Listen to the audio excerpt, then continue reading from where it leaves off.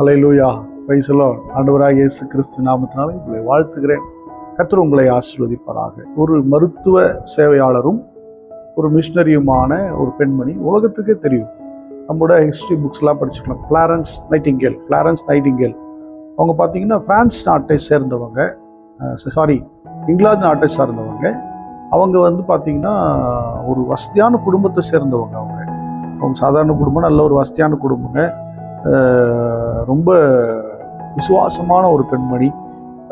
தன் குடும்பத்தில் ரொம்ப அந்த அம்மா மேலே, அதாவது ஃப்ளாரன்ஸ் நைட்டிங்கேல் மேலே அவ்வளோ அன்பு செலுத்திருந்த குடும்பம்.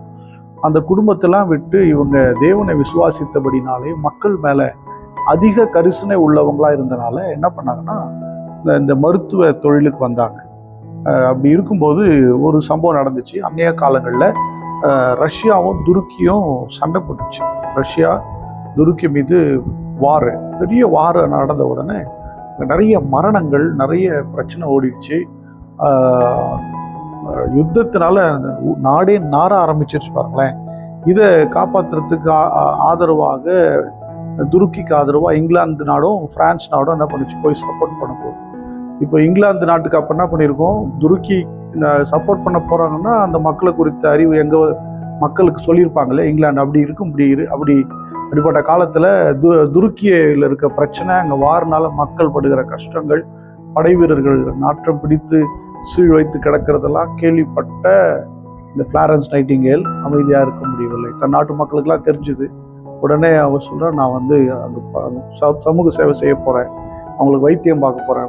பெற்றோர் திட்டுறாங்க, ஏன் அங்கே போய் சார், இங்கே தான் செய்ய. சில பேர் சொல்லுவாங்கள்ல, நான் இங்கே நல்லா இருக்கலாமே, போயிட்டு எங்கேயோ போய் கஷ்டப்படுறியே.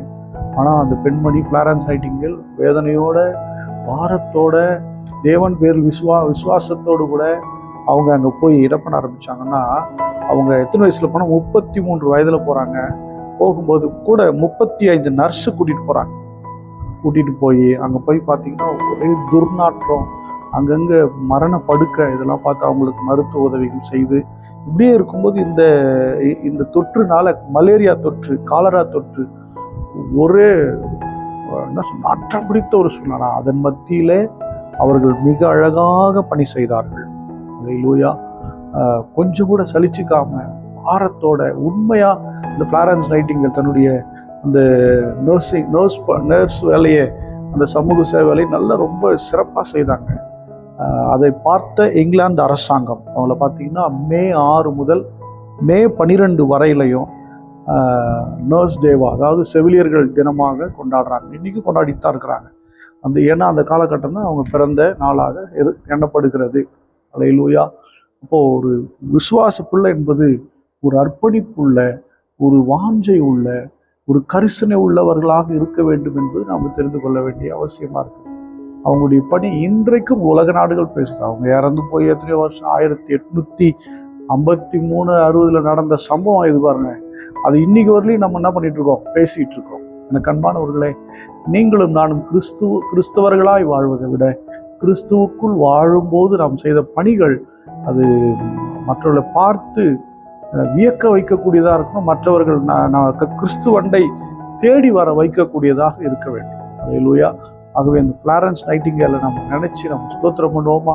ஸ்தோத்திரம் ஆண்டவரே, ஃப்ளாரன்ஸ் நைட்டிங்கேலுக்காக ஸ்தோத்திரம், அவர்கள் செய்த பணிக்காக ஸ்தோத்திரம். அன்பின் பிதாவே, உம்மை ஸ்தோத்திரிக்கிறோம். எங்களுக்கும் அப்படிப்பட்ட விசேஷமான ஆண்டவர் பணிகளை செய்யும்படி தேவன் கிருபை தாங்க.